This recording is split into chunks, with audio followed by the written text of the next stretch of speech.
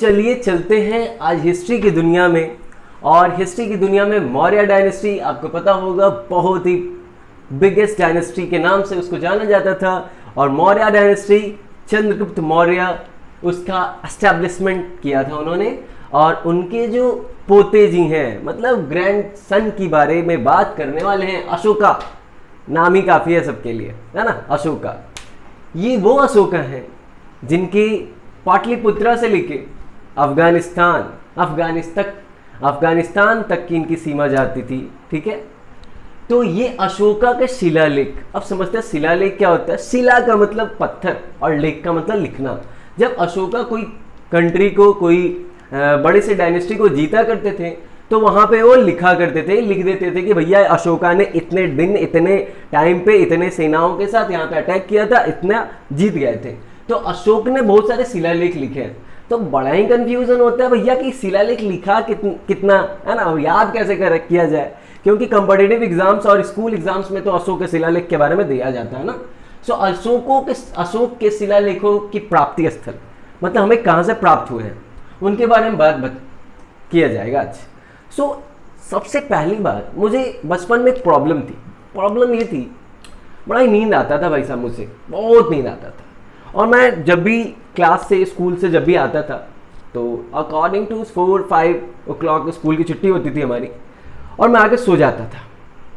और जो हमारी माँ है वो हमें सोने नहीं देती थी उस टाइम। तो शाम में मैं सो जाया करता था और शाम में हमारी माँ सोने नहीं देती थी। बड़ा ही अजीब लगता था कि भाई सोने क्यों नहीं देती हैं भाई, सुबह सुबह 6 बजे उठाया जाता है, शाम में सोया नहीं जाता, ऐसे कैसे होगा। तो मैंने ऐसे ही अपनी माँ से पूछा कि मम्मी शाम में क्यों नहीं सोए, बहुत नींद आता है भाई, है ना। तो मम्मी ने कहा कि शाम में जो सोता है ना वो गधा होता है। और तब से मैं सोना बंद कर दिया, क्योंकि मैं गधा नहीं हूं ना। मैं गधा नहीं हूं। शाम में जो सोए वो गधा है, ऐसा मेरी माँ ने बोला। मुझे उस टाइम कुछ समझ में नहीं आया कि गधा होता क्या है। मुझे लगा कि मैं भी गधा बन जाऊंगा।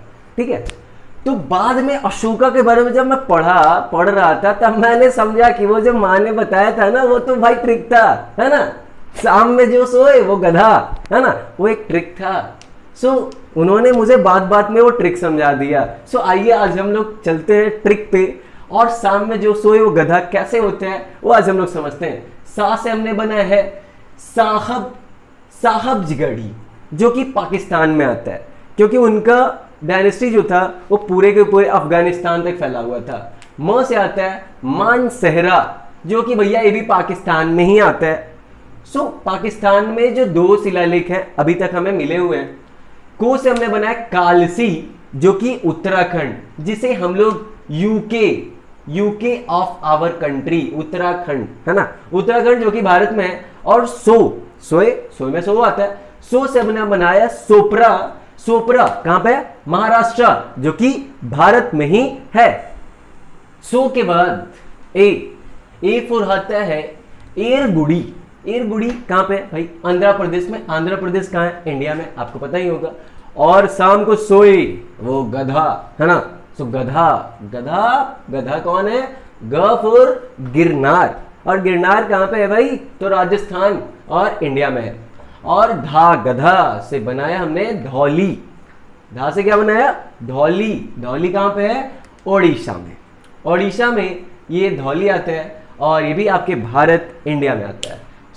ये जो आपके अशोक के शिलालेखों के बारे में, जो प्राप्ति स्थल के बारे में जो बात हो रही थी, ये आपने ट्रिक समझ लिया होगा। और अब आपको ही पता हो गया होगा शाम को जो सोए वो गधा, है ना, आपको ही पता है।